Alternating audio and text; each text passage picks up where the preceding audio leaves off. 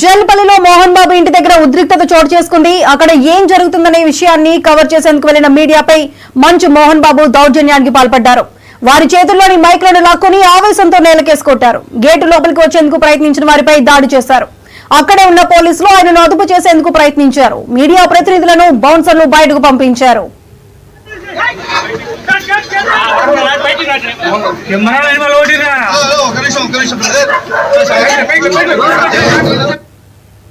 జల్పల్లిలోని మోహన్ బాబు ఇంటి దగ్గర ఉద్రిక్తత చోటు చేసుకుంది. అక్కడ ఏం జరుగుతుందనే విషయాన్ని కవర్ చేసేందుకు వెళ్లిన మీడియాపై మంచు మోహన్ బాబు దౌర్జన్యానికి పాల్పడ్డారు.